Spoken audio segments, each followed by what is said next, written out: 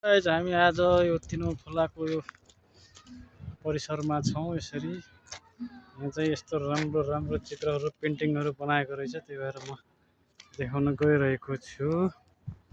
यहाँ चाहिँ बुद्धको अनि यहाँ के हो यस्तो राम्रो छ। यो चाहिँ के हो, यो के हो दाइ? यो दशरथ दशरथजीको मूर्ति। यो भगवानलाई पिण्ड हो कि पानी चढाएको।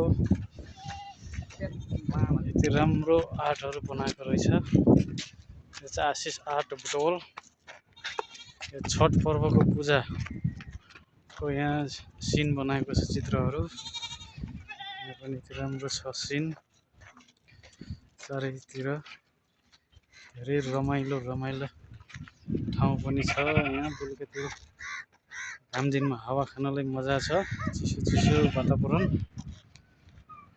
वाउ, यो पेन्टिङ चाहिँ एकदमै मलाई मन पर्यो।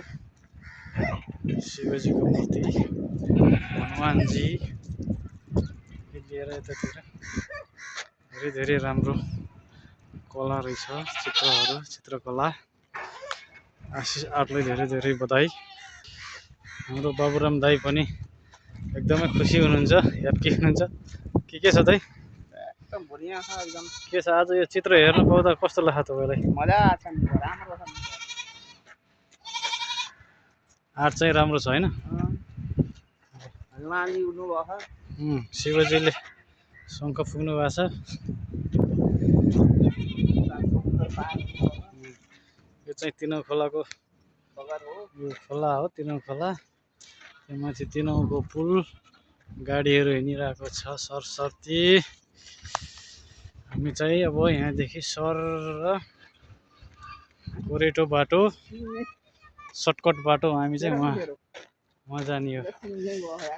मैना बगर निस्किने हो। यो चाहिँ तल चाहिँ खोलामा काम हुँदैछ। त्यहाँ के अरे यो वाल उठाउने काम भइरहेछ। हामी अब यसरी यहाँबाट जाँदैछौँ तिनौं खोलामा तरेर पारी मैना बगर जाने हो। तिनौंको पानी जम्मै उताबाट काटेर उता खुल्लामा हालेछ। यहाँ चाहिँ तल त्यहाँ एक्सकेभेटरले खनिरहेछ, त्यहाँबाट काम हुँदैछ, वाल लाउने काम। तटबन्धनको काम भइरहेछ। काम चाहिँ त्यहाँ धेरै कटानी भइरहेको रहेछ।